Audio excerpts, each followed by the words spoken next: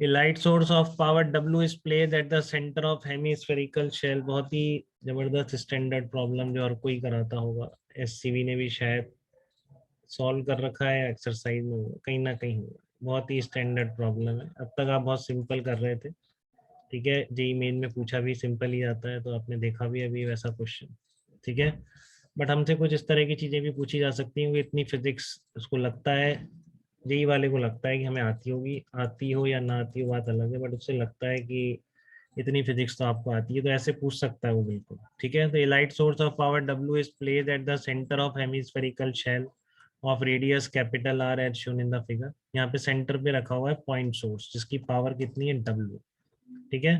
तो find out force acting on the curved surface of the hemisphere, assume that surface is perfectly reflecting। ये जो surface है this is perfectly reflecting, perfectly reflecting का पता है आपको, ठीक है। मोमेंटम चेंज सिंगल फोटोन का पता है आपको, ठीक है, 2p1, ठीक है। तो आप क्या करेंगे इसमें, देखो अलग अलग डायरेक्शन में फोर्स लगेगा, ये क्लियर हो रहा है आपको। तो फिर से आपको डेफिनेटली इंटीग्रेशन करना पड़ेगा, ठीक है।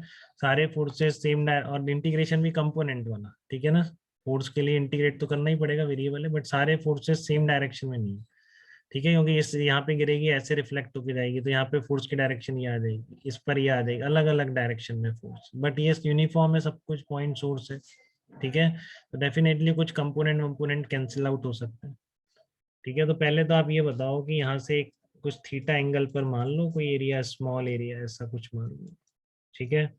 और इस पर ऐसे लाइट गिरी और ऐसे चली गई, ठीक है। और तो इस पर आप वो कैसे लिखोगे, फोर्स के लिए क्या करोगे, फोर्स लिखने पहले के लिए मोमेंटम लिख आई लेंगे, ए बाय सी।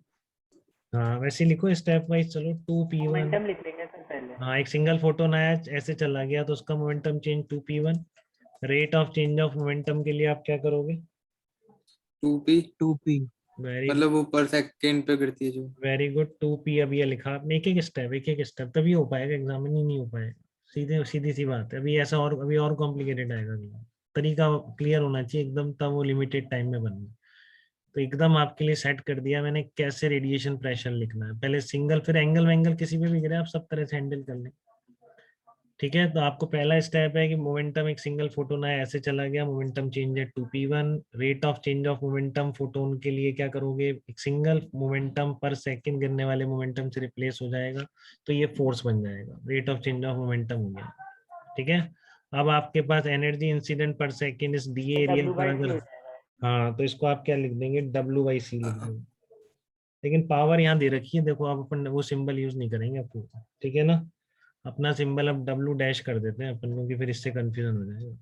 अपनी डब्ल्यू डैश कौन सी है, इस पर गिरने वाली एनर्जी पर सेकंड, ठीक है। अब इस पर एनर्जी पर सेकंड कैसे निकालो, इसका कोई तरीका है क्या आप लोगों के पास, एनर्जी पर सेकंड यहाँ कितनी गिर रही है, पॉइंट्स हो, अपन सर है ना आई आई इंटू इंटू डी ए कर देंगे अरे बाय सी में। वेरी गुड बेटा, क्योंकि देखो नॉर्मली गिर रही है तो आपका और कंफ्यूजन तो खत्म हो गया, एंगल वेंगल नहीं आएगा इसमें, अन्ना बताइए। जब नॉर्मली हाँ गिर, सर नहीं आएगा। ठीक है, जब आएगा नॉर्मली गिर सर। रही है तो टेन आपको, रेडियस टेन वो टेन उसकी उस टेंजेंट की नॉर्मल होती है। हाँ तो इसलिए बिल्कुल, तो आपके ये रेडियस इसके एरिया के एकदम नॉर्मल ही है, तो इसका एरिया वेक्टर भी इधर ही है, तो कोई दिक्कत नहीं है, ठीक है ना।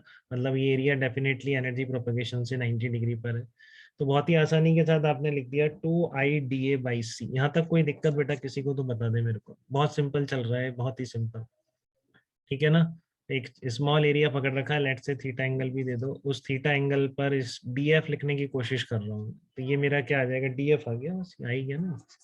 इस डी एरिया पर कितना फोर्स लगेगा, 2IdA/C। आई लिखना देखो बहुत आसान है, क्योंकि पॉइंट सोर्स है, आर डिस्टेंस पर इंटेंसिटी कितनी होगी, पावर, पी बाय 4 पाई हो हाँ जाएगा। Exactly, P/4πr²। डब्ल्यू दे रखी है तो आप ध्यान से लिख दो कि आर जो इस सरफेस पर हर हर पॉइंट पे इंटेंसिटी कांस्टेंट है, कितनी है, पावर अपॉन एरिया, W/4πr², ठीक है। तो बहुत आसानी के साथ आप यहाँ तक पहुंच रहे हो बेटा, ठीक है। डायरेक्शन बना दो, ये डायरेक्शन है फोर्स की, अब आपको दिख रहा है इतनी तो इंटीग्रेशन आता है आपको, ठीक है ना, इतना तो इंटीग्रेशन आता है, सभी सीख चुके हैं आप, सबसे लास्ट आने वाले बच्चों को भी इलेक्ट्रोस्टैटिक में खूब ही इंटीग्रेशन हो गया, तो मेरे को लग रहा है कि उन बच्चों को भी आ गया होगा, ठीक है। ये थीटा है तो बिल्कुल सेम एलिमेंट इधर थीटा एंगल पे रहेगा, ठीक है। तो आपका ये थीटा तो ये भी थीटा। ध्रुव आपको कोई डाउट तो नहीं है इस प्रॉब्लम में, दोनों नहीं सर। दोनों एलिमेंट पे डी साइन थीटा कट जाएगा। हाँ तो दिख रहा है साफ साफ, जैसा एलिमेंट इधर वैसा ही इधर, तो कॉस थीटा ही इंटीग्रेट होने वाले। तो आपका आंसर होने वाला है integration D A cos theta. ठीक है ना। अब कोई ऐसा बच्चा नहीं है जिसको मैंने एरिया वेक्टर ना पढ़ाया। ठीक है। अगर कोई है तो उसको थोड़ा सा दिक्कत आ सकती है, तो वो कौन है? अरविंद ही अभी सबसे लास्ट में, जिसने शायद एरिया वेक्टर भी नहीं देखा। ठीक है। फ्लक्स हो जाएगा, पायर्स कर अच्छा जाएगा। है पर सर ये इलेक्ट्रोस्टैट में। हाँ सॉलिड एंगल। हाँ सॉलिड बिल्कुल। एंगल में पायर्स कर जाएगा। सॉलिड एंगल कहाँ से आ गया? प्रोजेक्शन है तो एरिया का। Integration D F cos theta. ठीक है। आई की जगह देखो मैंने क्या लिख, यही लिख दिया यहाँ पर, आगे यहाँ तक हमने कर दिया था 2i/d/c। इसके बाद आई की जगह w/4πr²। फिर integration D F cos theta, तो 2/c w/4πr² integration D A cos theta. अब देखो ये डी ए वेक्टर और ये रहा थीटा, देख रहे हैं ध्यान से? ये आपका डी ए वेक्टर और ये रहा वर्टिकल से एंगल थीटा। तो ये जो डी ए कॉस थीटा आएगा कौन सा एरिया होगा? ये वाला एरिया होगा। ये डी ए वेक्टर, ये वर्टिकल से एंगल थीटा, इसका component D A cos theta, कौन सा प्रोजेक्शन? ये वाला। मतलब यहाँ से इसके बॉटम पे प्रोजेक्ट कर दोगे तो सारे डी ए कॉस थीटा क्या कहलाएंगे? पूरा इंटीग्रेशन बॉटम का एरिया हो जाएगा क्या? बताइए। बॉटम का एरिया बन जाएगा क्या? काफी क्लासिकल प्रॉब्लम है, यहाँ तक तो कोई दिक्कत नहीं आती, उसके बाद आपको थोड़ा ध्यान से करना। ठीक है। ये तो एलिमेंट पे फोर्स निकल गया, ये भी दिख जाता है integration D F cos theta. अब यहाँ तक जाओगे तो फिर कोई कुछ नहीं कर सकता, ये 100 बार हो चुका है। अब ये ऐसी चीज है जो आपको करनी ही है एग्जाम में। इलेक्ट्रिक फ्लक्स में भी हुआ था। कम नहीं हो रहा है, कब से कर रहे हैं अपन? तो 11 से कर रहे हैं एरिया के कंपोनेंट। ये आपका डी ए वेक्टर है, तो डी ए कॉस थीटा कौन सा एरिया? ये वाला। ठीक है।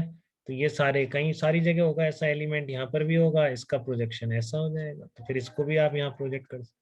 तो हेमिस्फीयर के सारे इस तरह के प्रोजेक्शन बेस पे गिरने वाले हैं। और बेस कैसा होता है हेमिस्फीयर का? सर्कुलर होता है। ठीक है। तो ये फ्लक्स को जरूर रेफर करें, एरिया वेक्टर जो इलेक्ट्रोस्टैटिक में पढ़ा है इसको थोड़ी भी दिक्कत है, बहुत डिटेल में ये सब बातें की गई हैं। ठीक है। तो फोर्स कितना आ जाएगा आपका? W/2c निकल के आ जाएगा। तो यहाँ तक कोई डाउट बेटा इस क्वेश्चन में किसी को? बताइए। हेमिस्फीयर के सेंटर पर अगर पॉइंट सोर्स रख दोगे तो इस पूरी कर्व सरफेस पर टोटल फोर्स कितना निकल रहा है, ये आप निकाल सकते हैं कि नहीं निकाल सकते? बताइए। क्लियर है बात एकदम? Yes sir. Yes sir. चलिए वेरी गुड।